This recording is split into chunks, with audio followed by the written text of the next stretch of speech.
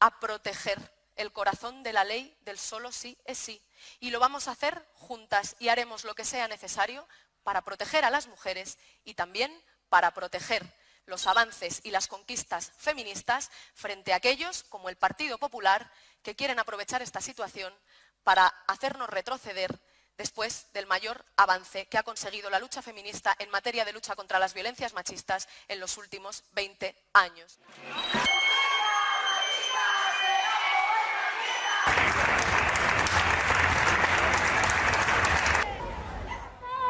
Erantzunik gabe! Erazorik ez! Erantzunik gabe!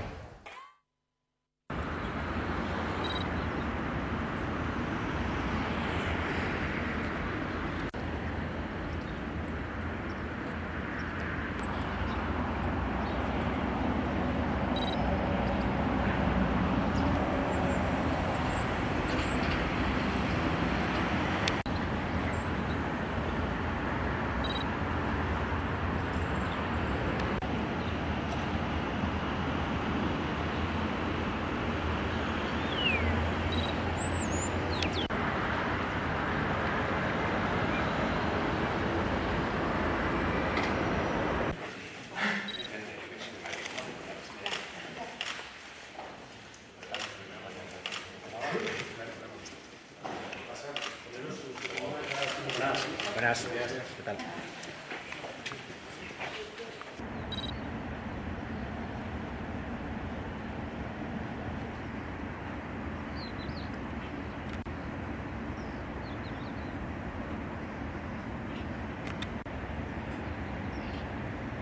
Gasteizko Michelin lantegiak instalazio berriak izango ditu enpresak egindako inbertsioari esker, 4 milioi euro hain zuzen ere. Inbertsio horren helburu nagusia da neumatiko izilagoak ekoiztea, hau da, poliuretanosko apar espezifiko duen neumatikoa. Horrek zarata murrizten du eta ibilgailuaren konfort akustikoa areagotzen du. Zarata murriztea oso garrantzitsua da batez ere ibilgailu elektrikoetan. Izan ere ibilgailu horietan zarata iturri nagusia neumatikoen errodaduratik dator, eta ez motorretik. Gaur egun Gasteizko eta Valladolideko fabriketan egiten diren neumatikoak Europako beste lantegietara eramaten dira. Araban egingo diren instalazio berriekin urtean 800.000 neumatiko gutxiago bidaliko dira Europara, eta horrekin batera garraioak sortutako CO2 isuriak murriztuko dira. Aurreikuspenen arabera 2023an garatuko da eta 2024an hasiko dira neumatiko berriak fabrikatzen. Gainera, 12 lanpostu sortuko dira Arabako hiriburuan.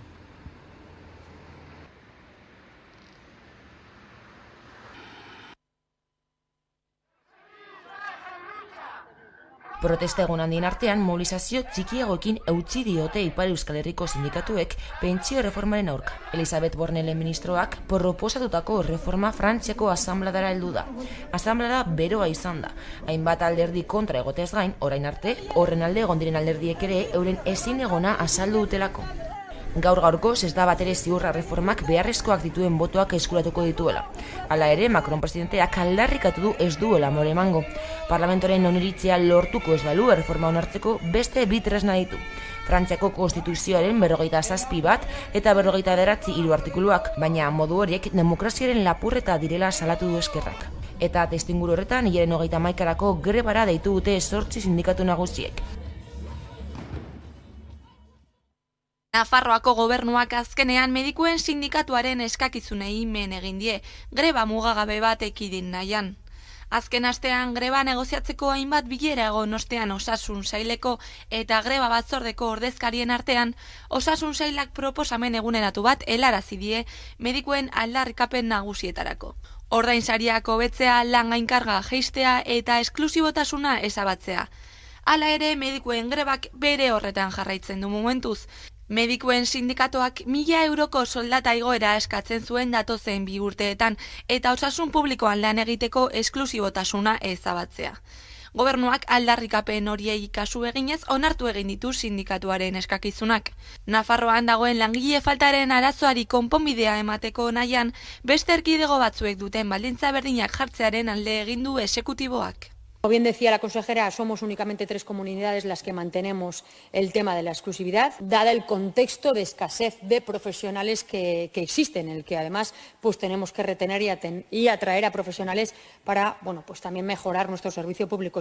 Profesionalentzat Nafarroako osasun publikoan lan egitea erakargarria bilakatzea izan da Txibiteren gobernuaren argudioa. Oposizioko alderdiek gogor kritikatu duten erabakia. Mai sektoriala eta orokorrarekin bildu aurretik medikuen sindikatuarekin batzartu izana leporatu diote.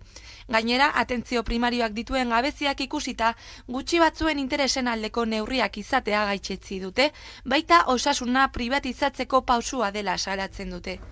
Lab sindikatuak esaterako osasun publikoa salgai pankarta erraldoipean medikuen sindikatuaren eskakizunen aurka ageri da. Agerian da desadostasun handiak daudela gai honen inguruan. Bitartean grebaren negoziazioari dagokionez, Nafarroako medikuen sindikatuak egoera berriz aztertuko du eta otsailaren 1 aurrera iragarritako lanuztea bertan bera utzi edo ez erabakiko du. Labrazako eta Zazetako parke eolikoek ingurumenaren alorrean argi berdea lortu dute. Eusko Jaurlaritzak emandako datuen arabera, instalazio berriztagarri horietako bakoitzak 40 megabateko potentzia du, eta Euskal Autonomia Erkidegoan 2006tik abian jarri diren era horretako lehen instalazio eolikoak dira. 3 proiektu eoliko zari gara eta 3rek bideratua dute ebakuazio linearen konexioa lehendik dauden azpiestazioetara. Jaurlaritzak deritzo horrek ingurumenaren gaineko eragina murrizten lagunduko duela. Sortuko den energiarekin 107.000 etxebizitza baino gehiago hornitza aurre ikusten da, eta era berean urtean 50.000 tona CO2 baino gehiago atmosferara isurtzea saiestuko da. Azken xehetasunen berri eman du Arantxa Tapia Jaurlaritzako ekonomia garapeneko sailburuak eta nabarmendu du oraindik prozesu luzea izango dela. 2024aren bukaera 2025 hasierarako bien obrak martxan lirateke. Proiektu honatzean Aixeindar elkartea dago Iberdrolak eta Eusko Jaurlaritzak energiaren euskal erakundaren bitartez osaturiko elkartea. Testuinguru honetan naiz edabideak jakitera eman du Labrazako eta Zazetako parkeak energia eolikoaren lurralde plan sektoriala oinarri hartuta izapidetzen ari direla. Plan hori Juan Jose Ibarretxeren lehen agintaldian egin zen 2002an, Josu Jon Imazekin industria, merkataritza eta turismo sailaren buruz dela. Berak onartu zuen orduan ere, Araban, Bizkaian eta Gipuzkoan parke eolikoak ezartzeak eragin handia izan dezakela lurraldean, eta eragin nabarmena izan dezakela ingurune naturalean eta horiek kokatzen diren lekuaren ingurunean. Dokumentuaren arabera parke eolikoak hirietatik urrun jarri behar dira, edertasun handiko edo eduki kulturaleko espazioetatik kanpo eta parke bat instalatzea errentagarri egiten duten espazioen artean alternatiben azterketa zorrotzen bide zaien kokalekoak hautatuz.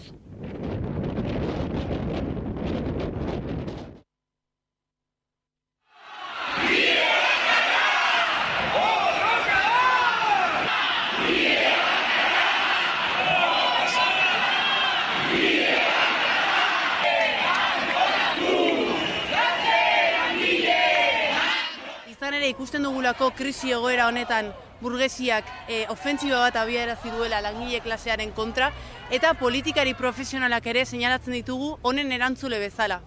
Ikusten dugu hauek enpresari handien eta bankarien interesen mesedetara daudela eta bitartean langile klaseari bakarrik ogi apur batzuk ematen dizkiola, bere haserrea apaltzeko eta politikoki blokeatzeko. Gainera, estatu sozialistaren beharrezkotasuna azpimarratu nahi dugu, ofentsiba horri aurre egiteko bide bezala eta eskubide eta bizi baldintza guztiak bermatzeko.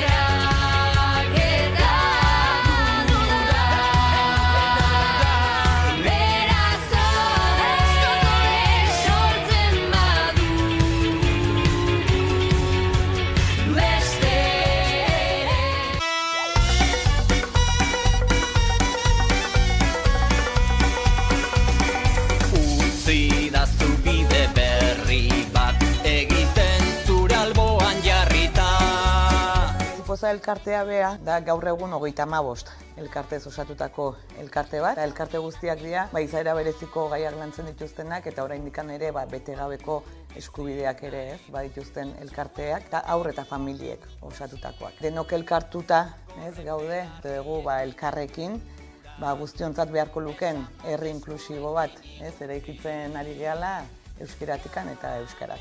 Hori da Bizipoza elkartea bera. Juneren egoak 2013 urtean sortu egin zen, gure inguruko lagun, familia laguna dana, alaba hil zitzaielako minbizi askota. Orduan, bere familiak zer egin zuen, elkarte bat sortu.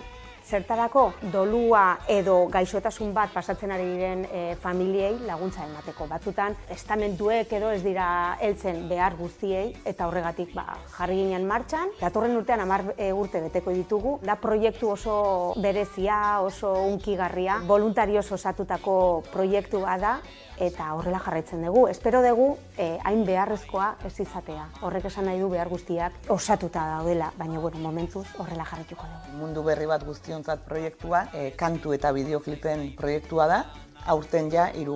edizioa martxan jarri dugu. Elkarte guztiek aurten sortuak izango dituzte bere kantua eta bere bideoklipa. Orduan Bizipozan komunidade oso batzen gea eta proiektu zehatz honetan ere elkarlana da nagusi. Elkarteak eta euskal sortzaileen artekoa. Hau da, elkartasuna eta kulturaren arteko elkarlan bat da. Orduan prozesu guzti hau ere, elkarteak, sortzaileak denok eskutikan egiten dugu.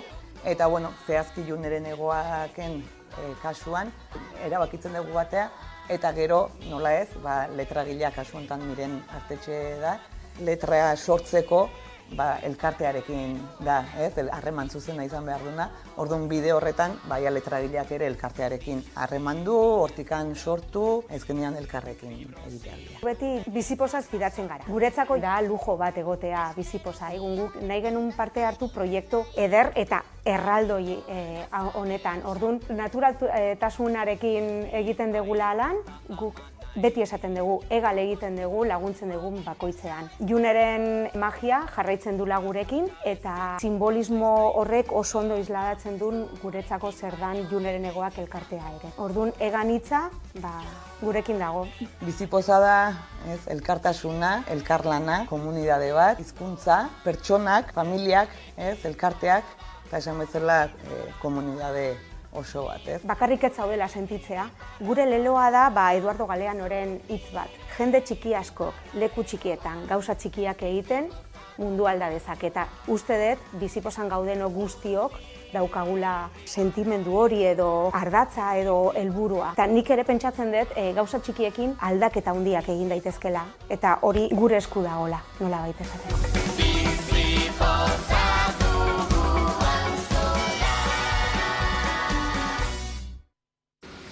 Niri ondo iruditzen zait, ez dut zergaitik ikusten polemika sortu behar duenik, baina ez dut informaziorik horta. Ez dut nire iritzia ondo eman, baina nire gaitik ondo dago. Nire ustez ondo dago, azkenean beti dago jendeak esaka okupatzen ari dute, ez dakit zer edifizioa ematen badiote leku bat horrela gutxienez polemika hori kentzen da. Bai, ondo, irutzen zen. Nire ustez ondo, azken finean, beti gaudek esaka ez daukate, ezke daude edozen lekutan, ematen baldin badiegu leku bat, hobeto ez, ni behintzat, ondo ikusten dut.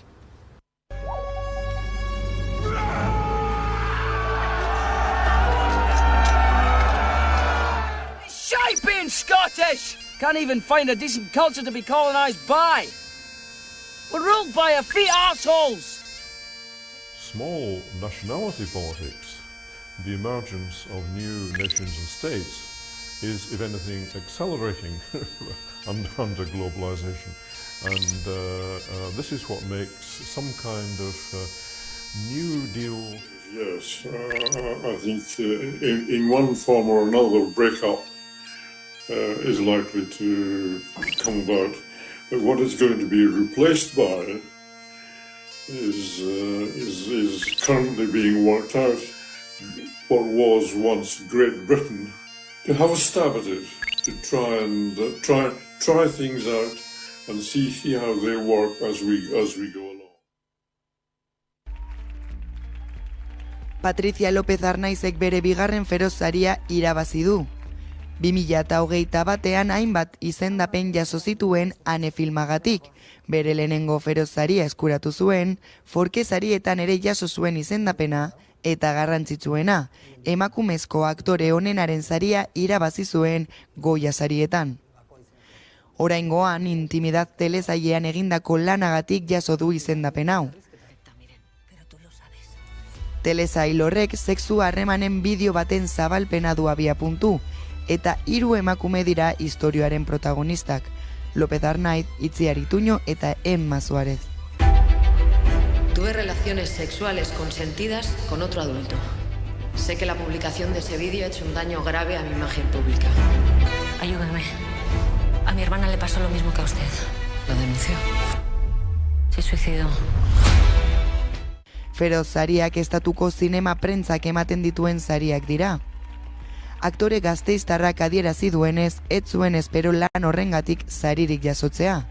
Izan ere, azpimarratu du, asko sufritu zuela pertsonaiaren istorioa unkitu duelako. Hala ere, esperientzia zoragarria izan dela baieztatzen du. Bueno, me hace mucha ilusión porque es un personaje que no me esperaba que por un personaje pudiera haber por este personaje me encanta que os haya llamado la atención. Es un personaje que me ha hecho sufrir, pero para mí ha sido maravilloso el rodaje. Ha sido una experiencia genial. Y no solo por el material y porque al final, aunque suframos con nuestros personajes, cuando realmente te conmueven, te lo flipas y vuelas y lo gozas, sino porque he tenido la suerte de tener un equipo maravilloso. Bestalde, Asbestas eta 5 lobitos filmek sari nagusiak jaso zituzten. La Ruta eta No me gusta conducir telesaiekin batera.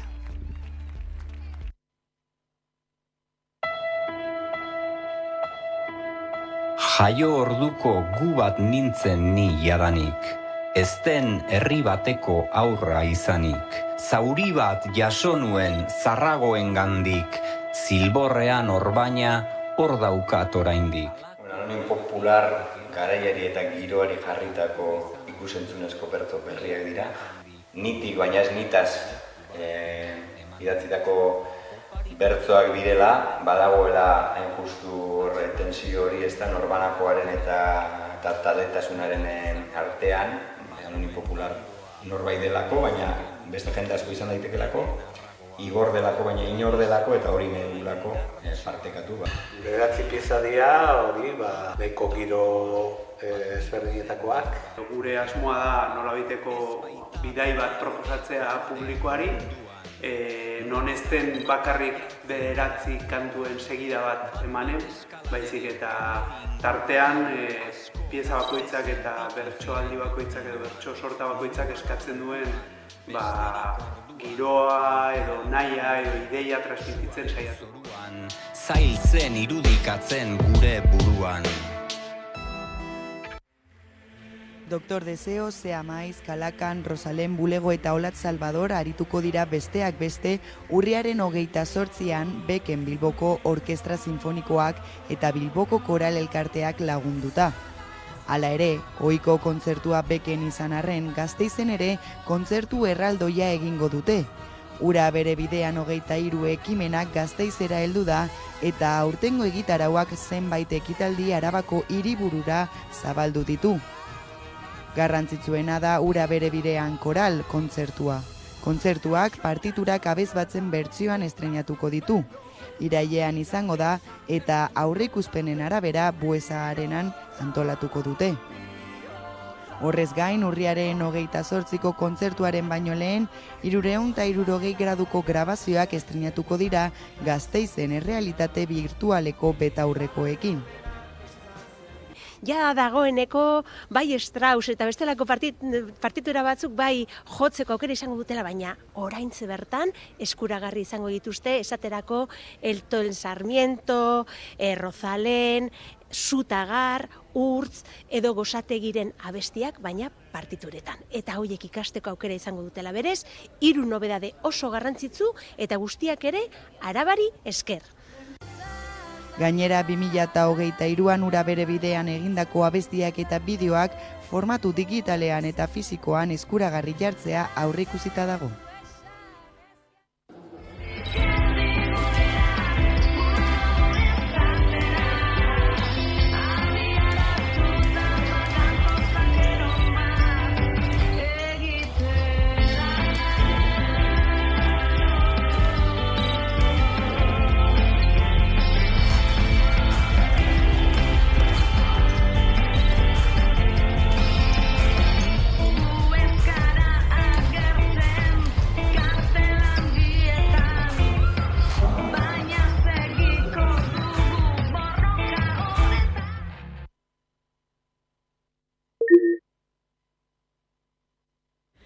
Nik uste dut ezetz ikusten da, ezberdintasuna oso argia da gizonezkoen futbolari ematen zaion garrantzia eta emakumena ia ez da ez telebistan agertzen.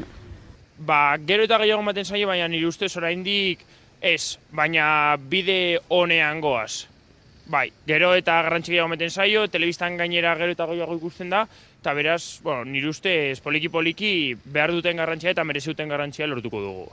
Ez, uste dut garrantzi gutxia ematen diegu eta igual visibilitate gehiago merezi dute. En ambos géneros conlleva el mismo esfuerzo, los mismos sacrificios y desde luego que los méritos deberían de tener la misma importancia tanto en uno como en otro. Inder hartzean badabil, azken urteetan nik pentsatu ondino behar beste edo ezetz. Ikusten da badibidez atzo atletikek jokatu zuen arrastiko zazpiretan eta gizonezkoetan holango urtegirik ez dago. Ez diegu ematen. Ez dago telebistan, ez dago eserrez, eta ikusteko batzuetan ordaindu behar da eta oso txarto dago dena. Igual incluso entre el público femenino tampoco es tan común ver deporte femenino, entonces al final los medios tampoco se hacen eco, pero al final esto es un círculo que nunca sabes dónde empieza. Nunca sabes si es porque la gente no lo ve, no lo hacen caso, o si como los medios no hacen caso, la gente no lo ve.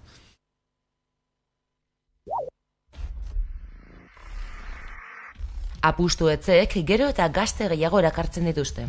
Aspaldi da gurean daudela, hala ere azken hamarkadan asko zabaldu dira.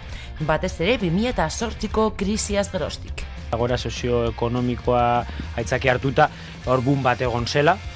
Boom bat alde batetik hain zuzen ere egoera sozioekonomiko gogor horrek ematen zituen baldintzengatik, hau da langileria edo herri sektore zabalak nolabait heldulekurik gabe eta zerbait atera nahian zeudelako. Eta bestetik, azkenean ere kapital handiek merkatu berriak esploratu eta inbertsio berriak egin behar zituztelako eta hor ikusi zuten negozio egiteko parada handia. Orduan, horrek inbertsioak ekarri zituen eta digitalizazioaren bitartez ere, ez dakite, esan daiteke esponentzialki hasi zela jokua.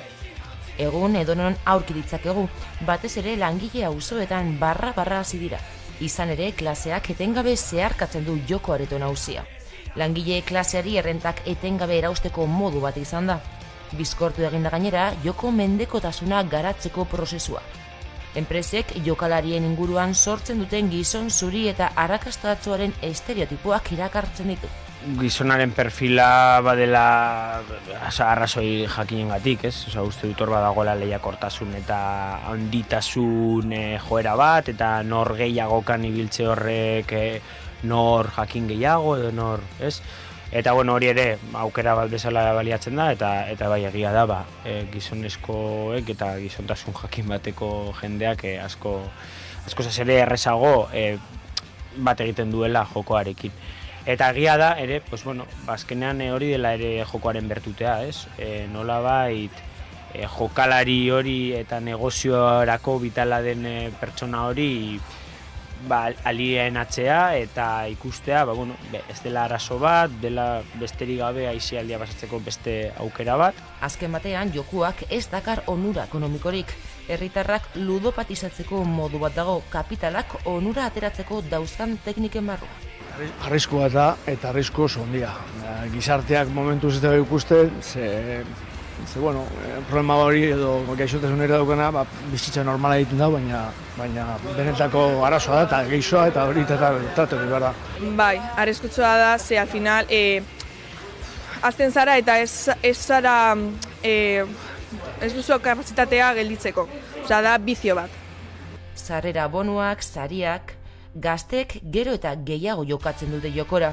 Gehienak gizonak dira, eta jokatzen dutenen artean, ia erdiak uste du jokoa ez dela arriskutsua. Beti jokoa hasten da kantitate oso txikiekin, izaten dela ere gazteriarentzat amu moduko bat, eta gero hortik hasten da nolabait ja jokoaren mundu horretan sartzen, bizio horretan sartzen, menpekotasunean, eta azkenan burbuxa batean non askotan ez dakigu noraino ere iritz daiteken, familiak desegitera, pertsonak bankarrotan ustera, eta barra asko, ez? Orduan, hain zuzen ere, inkontzientzia horrekin jokatzen da beti. Baldintza prekarioetatik irteteko desira bete daitekelakoan, jokoak herritarrak engainatzen ditu. Fenomeno soziala da eta hori ulertzen asko lagundu dute mugimenduek. Horiek gainera funtsezkoak izan dira erakundeek joko arautzeko legeak indarrean jartzeko. Adibidez, pertsonen sarrera mugatzeko sistema informatikoa izatearen beharra eta apustuetzen eta ikastetxeen artean distantzia egotea. Horrelako neurriak hartzen direnean, egin behar dugun lehenengo gauza da balorean jarri, neurri hauek ez litekela existituko, horren aurka altxatu diren mugimenduak existitu izan ez balira. Neurriak inoiz ez dira nahikoak, apustu etxeak itxita ikusi nahi ditugun ontzat. Neurri horietatik aratago nire ere kezkara egiten didana askotan neurri horikiko dagoen betearazpen maila eskasa. Euskal Herriko instituzioetan dauden ordezkari politiko jakin batzuek dauzkaten harremanak, jokoaren lobiarekin jakinda, neurria jarri ditzakete mahai gainean, baina gero betearazteko borondate politiko eskasak, nolabait neurri horiek hain eraginkorrak izatea ekar dezake. Badira aurrera pausoak, ni ustez, baina hori, beti arretaz egon behar da eta beti gehiago eskatu behar da.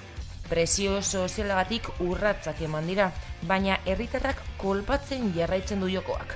Izan ere, klaseak etengabe zeharkatzen du joko areto nagusia. Prekarietatetik irteteko desira baliatzen dute apustuetzek, baina joko aretoak diseinatuta daude jokalariek dirurik ez irabazteko.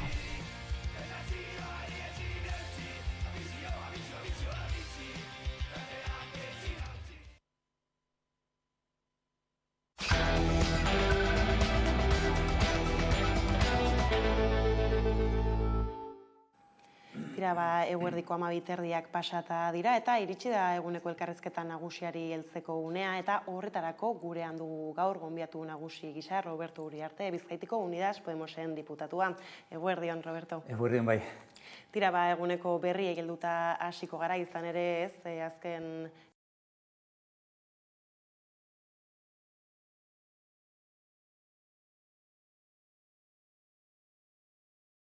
nagusia izan da nola osotara, 270 kasu edo epai inguru jaitsi egin diren, lege honen ondorioz ez dakit zein balorazio egiten duzu kasteko, hau onartu zenetik eta orain eztabaidatzen hasiko den momentu honen arte. Bueno, lehenengo eta behin kontu hauek beti testuinguru baten sartu behar dira. Ez da hemengo kasu bat. Europa guztian, mundu guztian aurrerakuntza feminista dituzten legeak aprobatzen direnean, beti, inoiz ez dira aprobatzen arazorik gabe. Beti dago denbora bat oso konplexua egiten dena. Pentsa ezagun esate baterako Zapatero presidentearekin egin zen genero biolentziaren kontrako legea egin zenean, 200 juezetik gora aurkeztu zituzten Konstituzio Auzitegiaren aurrean konstituziotasunezko galderak, cuestiones de constitucionalidad deitzen direnak, 200 juezek. Orduan, beti gertatu izan da aurrerakuntza edo eskubide feminista dituzten legeak datozenean, holako problema sortzen direnean. Pentsa ezagun, aborto legea bera ere orain ari direla birkuestionatzen aurreko abortoaren legea, eta badirudi gainera Konstituzio Auzitegiaren barruan aborto legearen epaiaren ponentea den Enrique Arnaldok problemak izango dituena onartzeko, ja Feijok onartzen duen aurreko abortoaren legea ez gaur egungoa. Orduan, hau normala da gure inguruko estatu guztietan, eta pentsa dezagun honetan legeririk aurrerakoienetaikoak ditugula arlo feministan, eta horrek beti akatsa sortzen ditu mundu guztian, mundu guztiko estatu guztietan, pentsa dezagun zer gertatu den estatu batuetan oraintsu abortuarekin. Hau da, beti gertatzen den problema bat, eta pentsa dezagun 5.200 gora juez ditugula hemen, eta horietatik asko oso onak direnak, jente gaztea, andrazkoak, jente oso ondo prestatua, baina beste batzuk ez horren beste, eta zoritzarrez gauza hauek gertatzen dira, eta aldaketa penal bat dagoenean problemak egon daitezke. Zer da guretzako importanteena momentu honetan? Lehenengo eta behin, zuzenbide transitorioa guk uste dugu argi eta garbi dagoela, transitorioki nola aplikatzen den, horretarako badago xedapen bat kode penalean, eta aplikatzea besterik ez dago, gure ustez, baina dena den importantena da legearen sustraia, erroa ez aldatzea. Hau da, legearen punturik importanteena ez da oso pena gogorrak jartzea edo ez tegiz zer, punturik importanteena da bakarrik bortxaketa ez dela oposizio nahikoa ez duenean biktimak jarri. Ez da inoiz leporatu behar, ez zaio leporatu behar andrari edo emakumeari ez zaio leporatu behar, baizik problema da beti harreman sexualak onartuak izan behar direla eta konsentimiento konbentzido deitzen dena egon behar dela. Hau da, ziur egon behar zarela harreman sexualak izan edituzela. Eta ez dagoenean ziurtasun hori, ez dagoenean berma hori orduan bortzaketa dela. Eta hori da importantena, ez bueltatzea lehengo egoerara, esate baterako orain Pepek nahi duen bezala, la manada bezalako kasuak sor daitezken egoeretara, ezin gara itzuli horretara. Zigorren kontu honek hartu du protagonismo handiena, kasu honetan, Podemoseko iturriek esan dutez, hori bideratzeko alik eta modu hobekienean aldatuko direla. Nondik joko da, azkenan epaiaren eta epaitegietan, onartuko denaren eta legaren artean? Bueno, lehen esan dizuen bezala, Zapatero garaian ere planteatu zenean genero violentziaren kontrako legea berdin gertatu zen. Ez alde batetik, zeuden juez batzuk ez zutenak nahi aplikatu lege berria, eta beste batetik neurri batzuk hartu zituen gobernuak bultzatzeko. Eta kasu honetan, bultzatu egin nahi dira, nolabait polizia gehiago jarrita unitate berezita emakumezkoen kontrako violentzia erabiltzen den lekuetara, juezei heziketa berezi bat eman, espezializatu bat eman genero arloetan, eta neurri batzuk hartu nolabait bideratzeko legeak eta lege horrek dituen oztopoak edo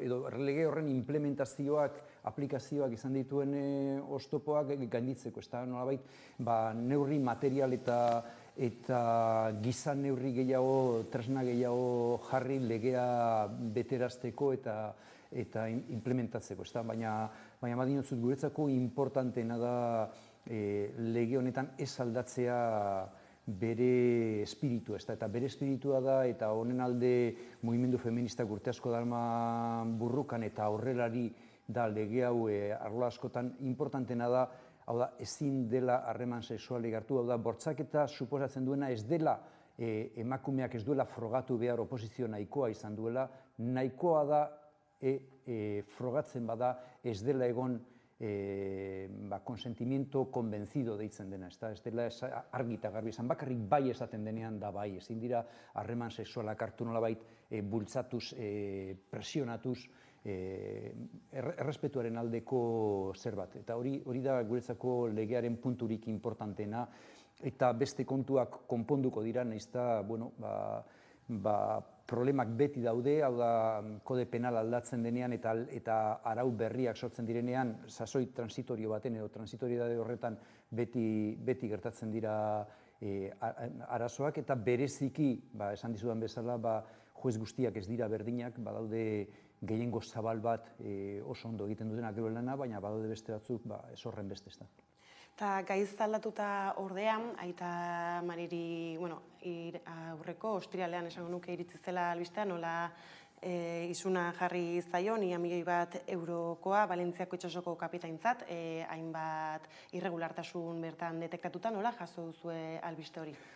Bueno, lehenengo eta behin honetaz esan nahi duguna da lasai hartzeko gauzak, eurak oso lasai daude Inigo Mijangos eta Aitamariko jendea, badakite hor badauela zabalik zerbait, prozedura bat, bere momentuan Italiako gobernuak eta badakigu nola funtzionatzen duen Italiako gobernuak arlo honetan, nolabait salaketa batzuk egin zituelako eta zabaldu egin zen prozedura bat eta prozedura horrek aurrera jarraitzen du. Baina guk ziurtasun osoa daukagu ez bakarrik guk, baizik Aitamarikoek argi eta garbi daukat seguridade neurri guztiak dituztela eta askotan eskatu zaizkie eta askotan frogatu dituzte eta noski espedientea honek jarraitzen du, baina guretzat argi dago artxibatu egin behar dela eta artxibatu egingo dela zen ez dago mamirik neurriak hartzeko Aitamariren kontra. Ez azken hor kurioso izan da, nola orain dela, 2020 garren urtean egin zuen Italiak azterketa hori, gero Espainiako abisua 2022 bukaeran egitzi zen, orain ez, isunaren hori, ematen du badagoela zerbait atzan interesen bat, hala ere, erakunde publikoek ez, halako itxa salbamentuak lagundu beharko lituzkete. Argita garbi, guk argita garbi izan dugu eta beti egon gara harremanean Aitamariko jentearekin eta beti saiatu gara izan dituzten oztopo guztiak marina merkantearekin eta, egia esan itxasuntzi guztie dituzte. Marina merkantea oso exigentea da, oroar baita gure arrantzalek eta gure marina merkanteko zerak langileek badakite oso exigentea dela, itsasoko bizitza gogorra da eta neurri gogorrak hartu behar dira, baina argi eta garbi dago burokraziak kasu honetan edo kasu askotan ez duenean ulertzen jarraitzen den helburua edo ez daukanean nolabait kultura berezia ONG batek duena, holako lan bat egiten duenean, askotan ez dago sensibilidade nahikorik ulertzeko, baina argi eta garbi daukagu oztopo burokratiko guztiak eta seguridade neurri guztiak dituela gaindituta Aitamarik eta hau artxibatu egin behar dela lehenbailen kasua. Aztan egingo da horixe artxibatu dadin, horrez gain, arlo ekonomikora jauzi, iragan ostialean ere, irten ziren azken Espainiako Estatistika Institutuak ateratako azken hiruhilekoari begirako datuak, orokorran azken urteko balorazioa eginda, 5,5 hasi da Espainiar estatuan ekonomia, eta Hego Euskal Herrian 4,4 hau Pedro Sánchezek ospatu egin du, datu onak direlako. Zuek nola hartzen dituzue datu hauek ez? Paparra erakusteko modukoak dira edo nola aurkitzen da Espainiar ekonomia? Lehenengo eta behin ikusi behar da nola gauden, nola dagoen mundua eta nola dagoen Europa momentu honetan. Egoera larri bat pasatzen ari gara, baina zorionez ez dira gertatu Alderdi Popularrak planteatzen zituen eszenatokiak. Hau da, ez da hemen aurre ikusten zen rezezioa, gobernuak berak uste zuen baino gorakada handiagoa egon da ekonomiarena, Espainiako bankuak uste zuena baino gehiago. Orduan, egoera justotxoa izan arren eta gauzak nahiko gordin egon arren gaur egun Europan eta oro har munduan, errealitatea da beste estatu batzukin konparatuz gure egoera nahiko ona dela, Alemaniarena esate baterako, momentu honetan gogorra, Gran Bretainarena gogorra, hau da, badaude gure inguruko estatuak momentu latz bat pasatzen eta alde horretatik, guk hartu ditugun neurriak beste estatu batzuk ari dira kopiatzen, baina berandutxoago, eta emaitza txarragoekin, ze neurriak, oztopoak edo topeak eta guk jarri ditugunak importantea da momentuan jartzea eta ez gehiegi atzeratzea. Orduan, alde horretatik, kontutan hartuta mundua eta Europa nola dagoen eta bereziki Ukrainiako gerrarekin nola dagoen, egia esan hemen egoera ez da hain txarra, inoizkorik langile gehien dago olako egoera bat egon arren, eta gauzak ez dira beste leku batzutan bezain gogor momentu honetan hemen. Hor bestak beste neurrien artean salbuespen iberikoa aipatu izan da maiz, orain gainera beste urte batez luzatzeko asmoa erakutsi da gobernutik, Bruselari eskaria egiteko, halakoek zein mesede egin diote ez, zuk orain aipatu duzun Ukrainako gerrak eta horrek eragindako krisiaren aurrean.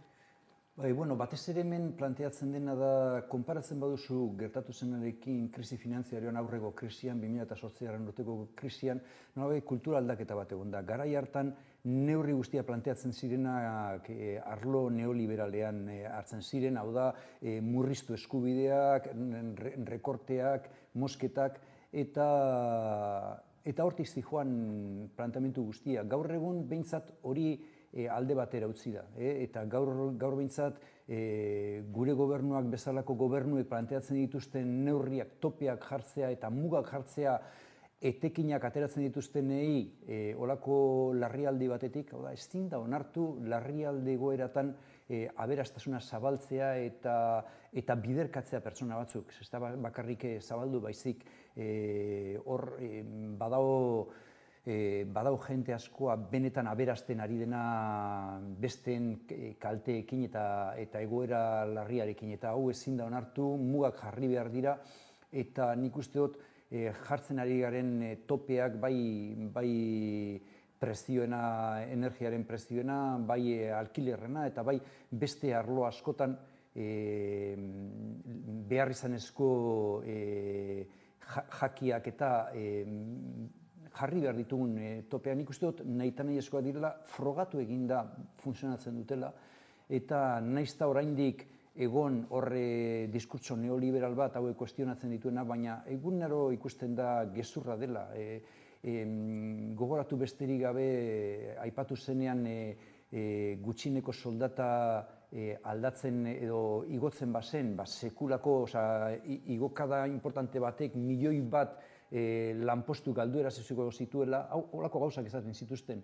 Eta gaur egun ja frogatu da gezurrak direla, mehatxoak baino ez direla, eta benetan gobernu batek holako larrialdi egoera baten, gerra egoeratan eta holako egoeratan, neurriak hartu behar ditu inok etekinek esateratzeko, inorrez aberasteko besteen larritasuna areagotzeagatik, ez da.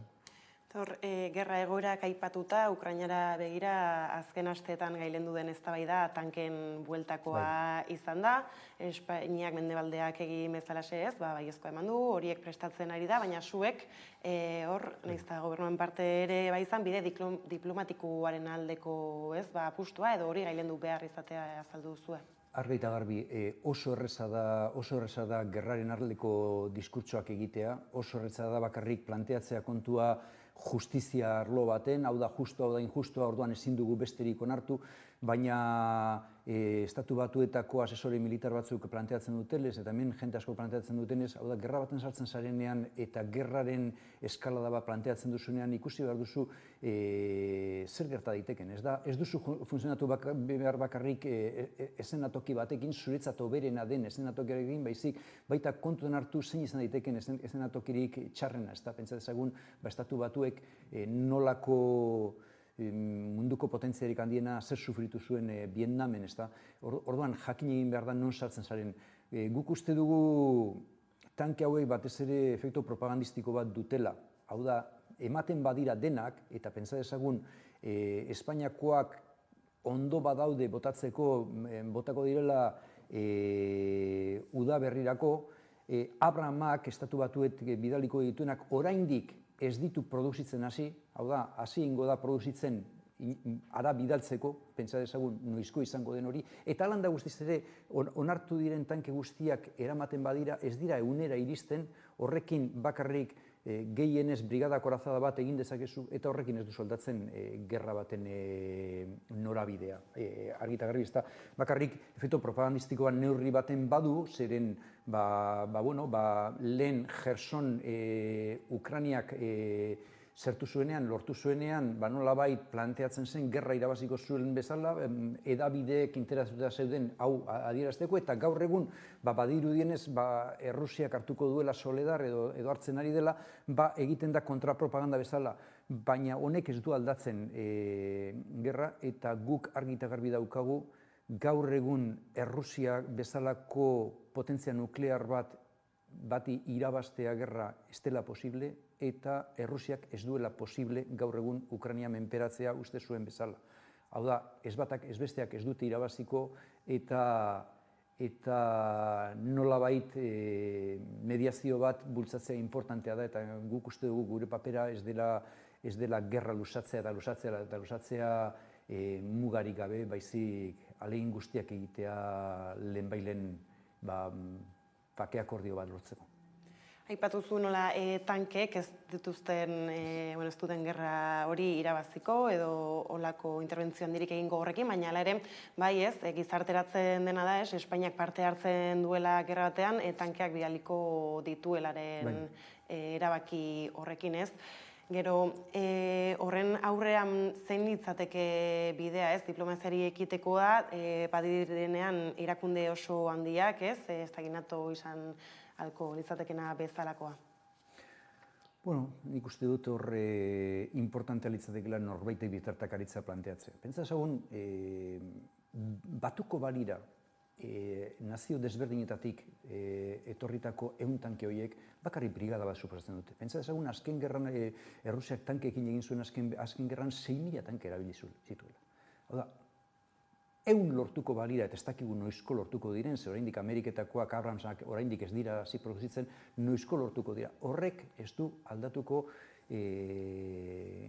gerraren egoera. Orduan, zer egin behar da, nik uste dut argi eta garbi ez dago besterik entzutea Aita Santuak esaten duena. Argi eta garbi esaten du. Hau da, norbait dago interesatuta gerra hau ahalik eta gehien luzatzen, eta nor da industria militarra. Argi eta garbi. Presionatzen ari dena alde batetik eta bestetik. Eta nik uste dut, honen aurrean naizta erreza izan justizia kontua planteatzea, naizta argi eta garbi dago eskubide guztia duela Ukrainiak bere subiranotasuna mantentzeko, naizta jakin nolabait pertsona arriskutsu bat dela Errusiako presidentea, eta naizta inbazio munduan ematen diren inbazio guztien kontra egon eta beti onuren alde egon, beti nazio batuen alde, beti nolabait fronterak mugak errespetatzearen alde egon eta estatu guztien subiranotasunaren alde egon, baina argi eta garbi dau hemen konponbide bat bilatu behar dela, eta gerra mugarik gabe luzatzen bada, pentsa dezagun Errusiako ekonomia bakarrik 6% kalte bat izan duela, eta alderantziz Ukraina zizko inda dauela, goiti bera, eta destrozio gehiago egon baino lehenago nik uste dut importantea dela lehenbailen konponketa bat bilatzen alegintzea behintzat, ez dinot lortuko denik, baina behintzat saiatu zaitez, egizu, kasu honetan Aita Santuak esaten duen bezala, egizu zeo zer horrek jarraitu ezan bide hortatik,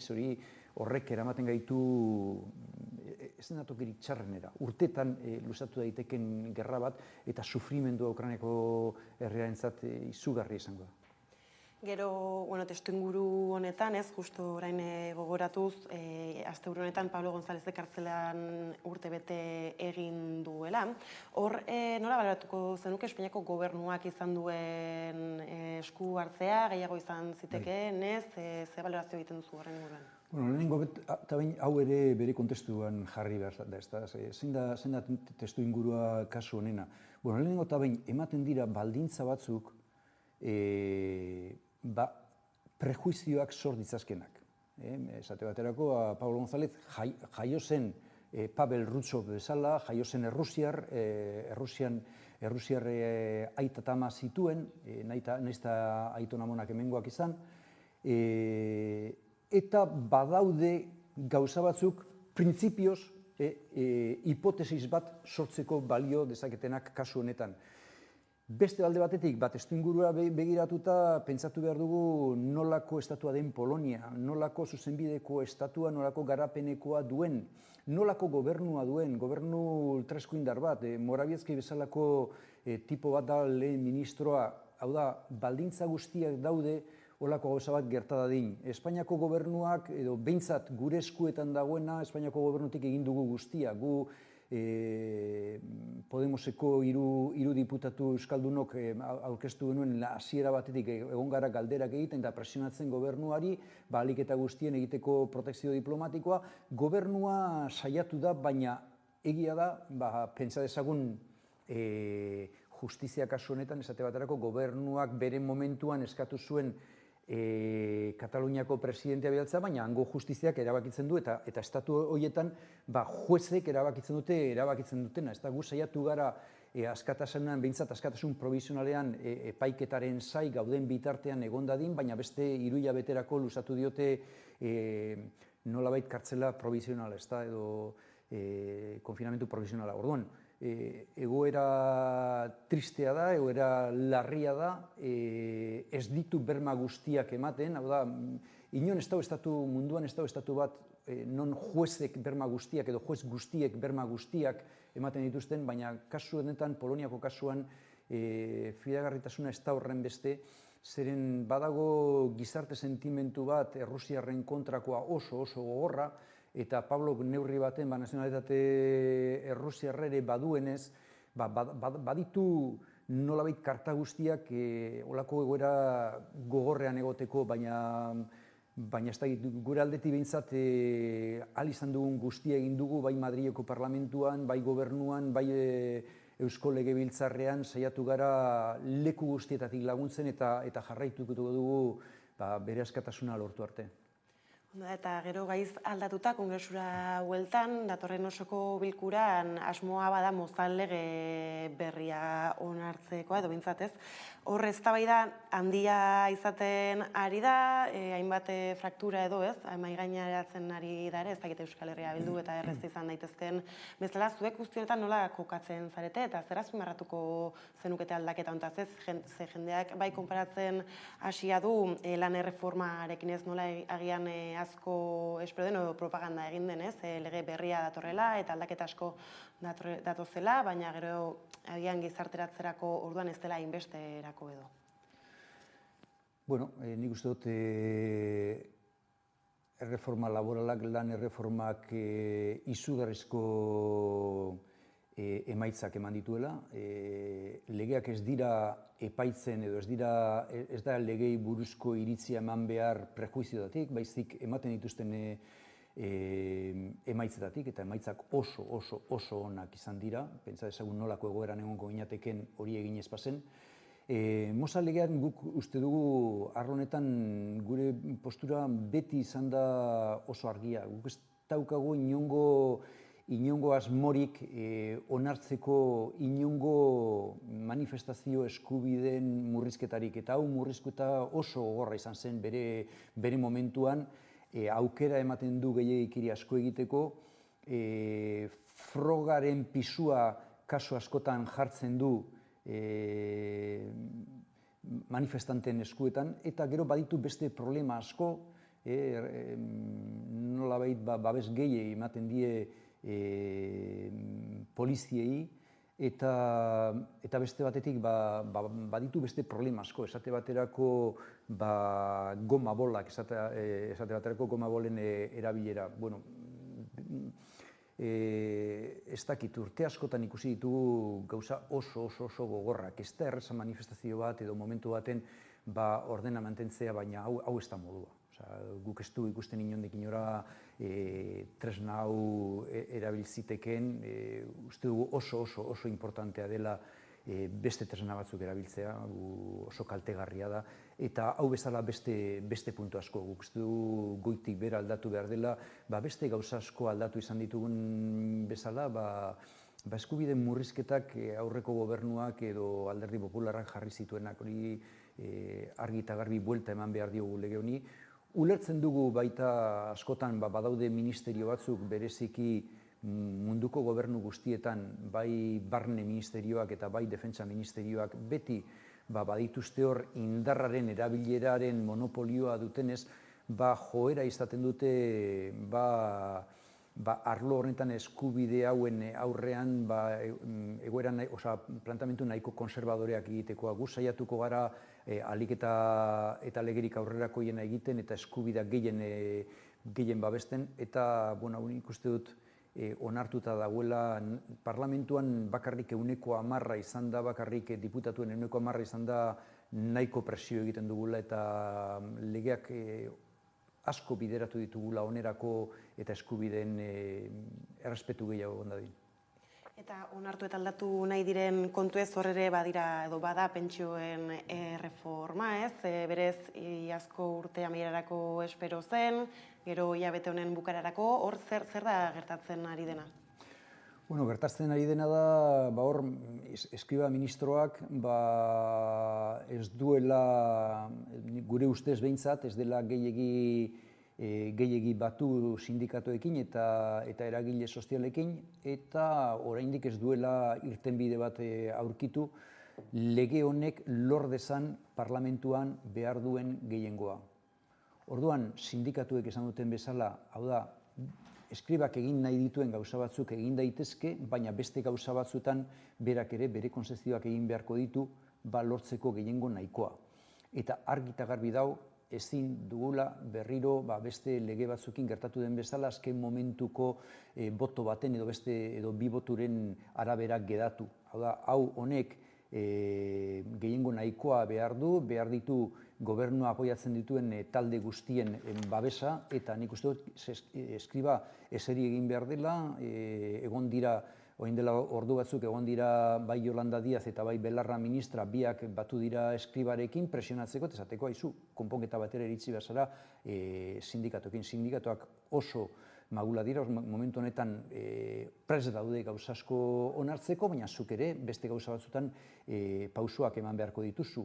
Behar bada onartuko zaizu, ez dakit, bases de cotización gehiengoak zu planteatu duzuna, edo beste gauza batzuk bi urte ez hautatzekoak, egon daitezke, baina zuk ere beste arlo batzutan amore eman beharko duzu eta konponketa batera iritsi beharko zara. Denpora pasatzen doa, kontutan hartu behar dugu fondoak Europatik datozkiun fondoak baldintzatuta daudela, eta hemen konpondu egin behar garela lehenbailen eta alik eta konsensu zabalenarekin. Eta horrek suposatzen du konsensu horren barruan egon beharko direla argi eta garbi egon beharko dela Eskerra Republikana eta konpondu egin behar dela konsensu nahiko bat, nahiko zabala lortzea lehenbailen aurrera ateratzeko eta Europatik datozkiun fondoak lortzeko eta konponketa hon bat aurkitzeko pentsionistentzat. Orduan, uste duzu bai aurki lortukoela eskribak jarrera hori malgutzea edo esaterako Europar funtsen horien presioagatik gertatuko da? Bueno, hau da, gauzak politikan beti daude mota askotako presioak, erabakiak ez dira hartzen, ez dakit, ni akademikoa naiz eta unibertsitatean berzara, zuk zure iritzia dituzu, politika presioak hartzen dituzu leku guztietatik, alderdien gandik, sindikatoen gandik, beste gobernu batzuen gandik, Bruselasen gandik, presioak leko modu askotakoak dira, baina nik uste dut lehenbailen eseri behar dela Eskriba jauna batez ere sindikatoekin akordiotara iristen eta lehenbailen aurkeztu behar dugula proposamena. Hor badaude hobakuntza batzuk sistemarenak sartu direnak, mekanismo de solidaridad intergeneracional, eta badaude gauze batzuk berak nahi zituenak Eskriba jaunak, eta badaude tresna batzuk berak sartu dituenak, eta berak ere beste gauza batzutan amore eman beharko du konponketa batera iristeko lehenbailen. Eta bukatzen joateko beste gai bati helduta azken urtean arrabotxan diena igual sortu zuen zigorkodaren reformak berak, tirazu ere hor aditua bazara aski. Balorazio bat egiteko ez gertatu zen guztiarekin, ze hori onartu eta gero bai aldaketak etorri dira, Kataluniako politikarien arloan bereziki. Auzitegi konstituzionalaren zilegitasuna non utzi du egoera horrek edo gertatu zen guztiak. Eta aurrera begira ez, halakoak saiestaldea edo behintzat horre bada lanik egiteko? Bai, pentsa dezagun hemen lehenengo eta behin kontutan hartu behar da nolako egoera mediatikoa daukagun, eta ze iritzi bideratzen zaien herritarrei askotan. Kontutan hartu behar da, guk egiten ari garen aldaketa legal hauek kode penalenak dira erreforma espresak egin zituelako Rajoy jaunak eta sortu zituelako delitu batzuk inongo logikarik ez dutenak. Gaur egun esate baterako sedizion delitua. Delitu hau ez da existitzen Europako herririk aurreratuenetan. Hau existitzen zen eta Alderdi Popularrak eta askotan prentsak eta edabideek planteatzen dute nolabait Europak utziko ez balu bezala aldatzea eta nizu haizu. Mesedez, Europan sedizio delitu ez da existitzen hau eta konstituzioaren kontra doala. Konstituzioaren kontra doa espiritua, sedizioaren espirituarena. Ez da esaten esate baterako bai da bai legea horren oztopoak esaten dira eta ez dira esaten zer gertatu zen sedizioarekin. Beste egunean Afrikar batzuk alde egin zutelako hegazkin batetik, hau da, gelditu zen hegazkin batetik alde egin zuten, eta zigortuak izan ziren sedizio delitu bategatik. Delito de sedizion. Sedizion da rebelion baten bezala, hau da, estatu kolpe bat emateagatik, pertsona batzuk, emigrante ilegal batzuk alde egiten dutelako hegazkin batetik. Honek, hau zorakeri bat zen nola zegoen legea. Orduan, ulertu behar da, ez bakarrik momentu honetan gobernua dituen problemak juez batzukin edo, ulertu behar da, nolako egoera, nolako salbuespen egoera sortu zuen Alderdi Popularraren gobernuak eta nolako kode penala eta nolako delituak utzi zizkigun. Eta batzuk urte askotatik datozenak eta esate baterako hori sedizioa bera. Orduan, aldaketak fase iraunkor baten edo momentu baten, pasu momentu baten lege batetik edo delitu batzutatik beste batzutara problemak egongo dira, baina nahi eta nahi ez egin beharreko aldaketak ziren. Ez da normala, 21. mendean sedizio delitu bat izatea, hainbeste urte kartzelan sartu ezakela pertsona batzuk alde egin dutelako hegazkin batetik. Inolako intentziorik gabe, ez estatu kolperik, inolako harremanik gabe. Besterik gabe, alde egiten dute, sentitzen direlako libre edo nolabait erabiliaz euren eskubidea ze nazio batuek aitorpen unibertsalak ematen die eskubidea munduko pertsona guztiei euren herrialdetik alde egiteko. Orduan, bakarrik euren eskubidearen erabileran autorizazioaren bat izan ez dutelako eta alde egin dutelako hegazkin batetik eta sedizio delitu bat. Hau bai dela gogorra. Ez egunkarietan esaten dena, beste egunean askatu zituzten kartzelan zeudelako gazte hauek alde egin zutelako hegazkin batetik eta delito de sedizion aplikatu zieten. Nola zegoen araututa delito de sedizion konsideratzeko horako emigrante triste batek alde egitea. Askorako ematen du begiazan gai horrek, orain bai bukatze aldera, hauteskundetara minutu batez begira jarri albagara behintzat, hainbat ertz daude hor, badugu Feijóo bere adierazpen ezberdinekin, proposamen ezberdinak egiten gobernantzara begira, eta ero ez du besteak beste, Podemos eta Sumar bereizita lehiatuko direnik, ez duzula uste esan izan duzu, hor zeinek eman behar du pausua, edo behintzat hortik tiraka ez nola aurre ikusten duzu orain martxan den aurre kanpaina bera.